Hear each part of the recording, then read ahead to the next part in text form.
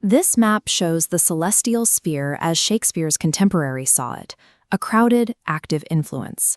Every war, harvest, and illness was traced to these mythical figures. There was security in this symmetry. If constellations determined life's path, destiny remained entirely out of human hands. Sonnet 14 begins by dismantling that security. The speaker states plainly that he does not look at the stars to understand people, and he refuses to find meaning in cosmic predictions.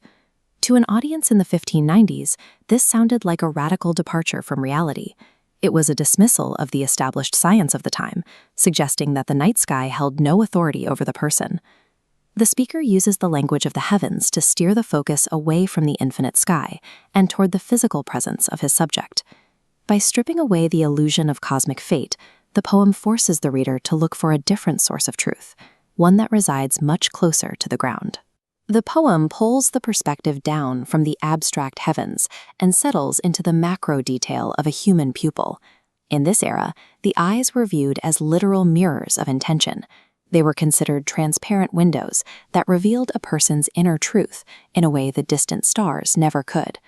The speaker addresses a young man directly, claiming that the only future worth predicting is the one he can read through personal, face-to-face observation. This diagram shows two competing systems, fate connecting through the stars, and truth as it projects from a single human observer. Replacing the authority of the universe with the intimacy of a human gaze shifts the poem's focus from a mechanical destiny to a personal vulnerability. Within this intimate space, the speaker delivers a bleak prediction. He claims that if the young man does not have children, he will face a total and permanent erasure of his existence. In the 16th century, this threat carried immense weight. There were no digital archives, no photography, and no way to record a person's essence beyond the spoken word or the written page. Biological continuation was the only reliable mechanism for a person to survive their own death. Children were the vessel through which a person's identity actually reached the future. The speaker lists exactly what is at risk: beauty, intelligence, and the young man's unique truth. Without an heir, these qualities are portrayed as temporary accidents that will disappear entirely. The language suddenly shifts from a calm observation of the eyes to an aggressive, pleading ultimatum about survival. The speaker removes the burden of celestial fate, only to replace it with the weight of biological inheritance.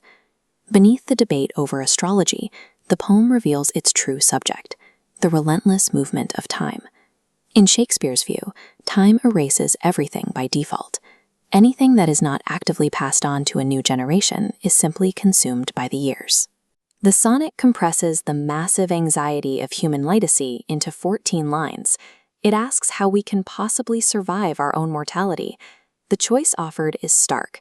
We can believe in the myth of an eternal destiny written in the stars, or we can accept the reality of vanishing into silence. Shakespeare presents a final choice.